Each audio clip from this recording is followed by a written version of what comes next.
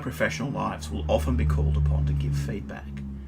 This video is one that goes with another companion video which talks about the linked and possibly even more important skill of receiving and using feedback.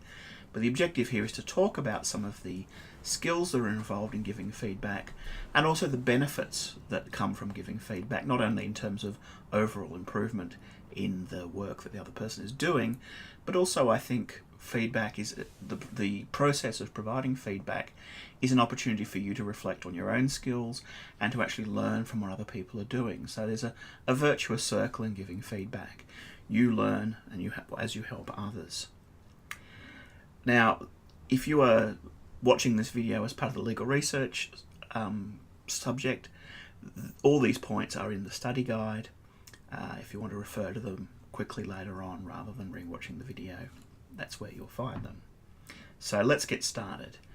What are some things to think about when giving feedback? First of always be constructive. We hear that term a lot, constructive feedback. It's thrown around a lot. What does it mean? Well, it means you're focusing on improvement and providing an actual strategy for solving the problem that you've pointed out. So rather than just saying, well, your introduction sucked, that was awful, you say, the introduction there was a problem with the introduction. The introduction didn't really explain the purpose of your paper. If I were you, I would reformat the introduction and I would point out the three major points from Smith's case that you're going to raise, and I would illustrate the thesis that you're going to raise at the end of the paper, whatever.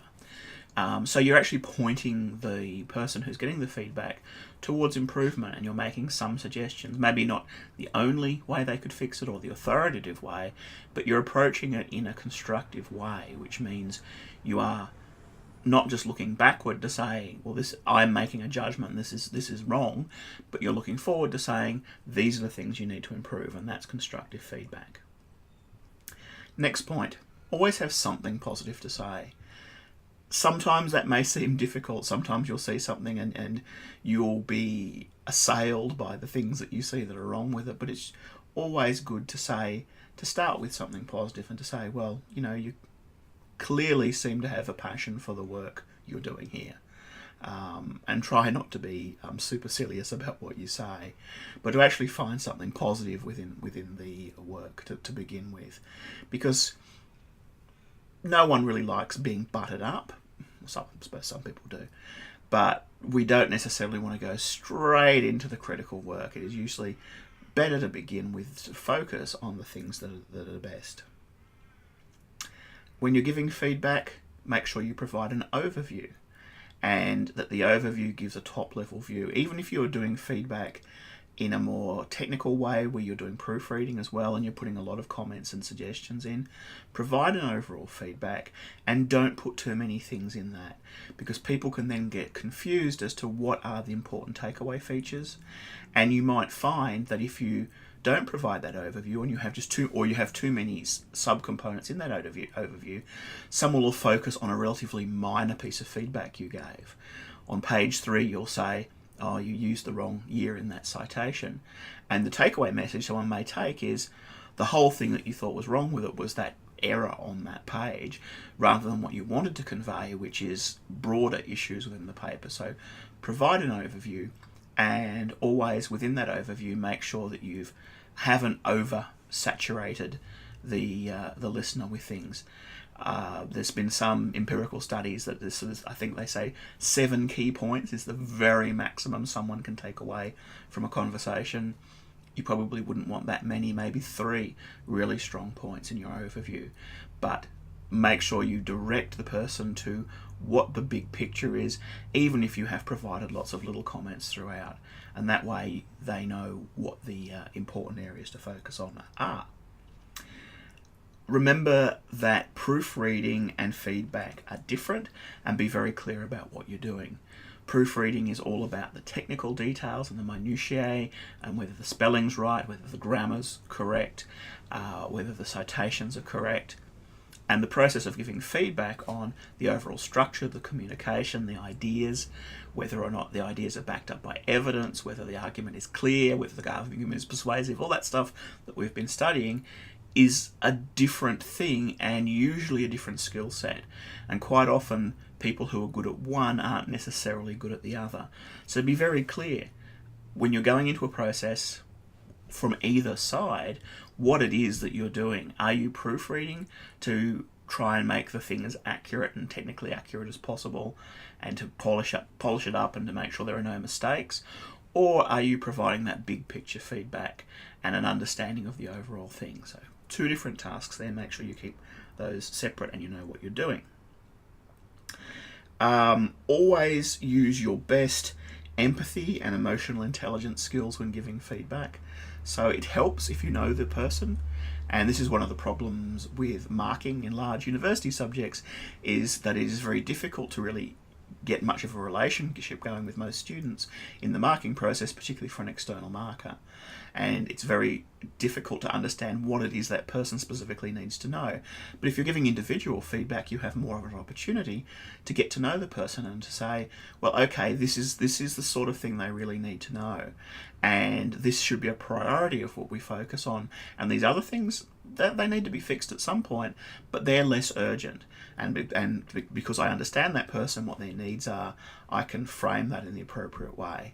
So feelings of empathy, the emotional intelligence to be able to express things in a way that are appropriate for someone, these aren't things we're born with. These are skills that we develop over time. Giving feedback is an opportunity to practice those skills. So some people, will have difficulty with this. There is a certain level of natural aptitude, but overall, the major component of this skill is something you develop. So take any opportunity you can to learn more about emotional intelligence, to find ways of cultivating empathy, and to use that as a way of providing more effective feedback through an understanding of the person you're giving it to. And this is not just being nice, right? It's not just a matter of telling people what they want to hear and doing it so that they will feel good about the process. It's about understanding what their needs are and particularly what their resilience is like. Are they someone for whom giving them one really solid, important piece of feedback is more important than giving them 5 pieces of feedback which may just overwhelm them and may dispirit them and make them feel really bad about the process?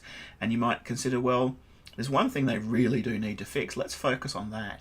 And when I can mention those other things, but let's give them what they need to know to improve, rather than give them some information that's not going to be useful to them.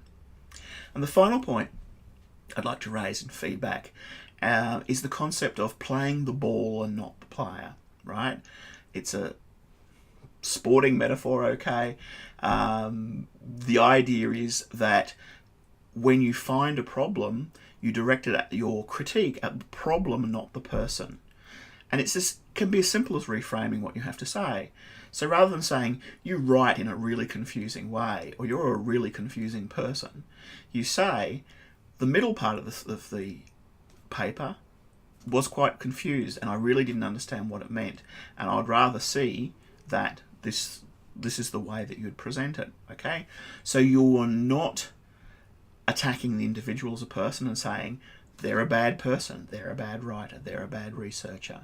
What you're doing is saying, the thing that you presented to me has problems, and let's fix the problems in that thing. And that's something that's very, very important going forward. And it's something that we're learning more about in the field of criminal justice as well, that providing a form of shaming for people to shame the act, rather than to say you're a terrible person because you did that, is a more effective way at reintegrating people into society. And I think this is a very, very different situation, but the same sort of rules do seem to apply. That if you want to preserve that relationship with someone, let's make it about the work, and let's make sure that people don't misinterpret what you have to say is an attack on them as a person. So some things to think about. And I think that through practice, you're going to find that you not only give better feedback, but also that you learn more about the feedback process itself along the way.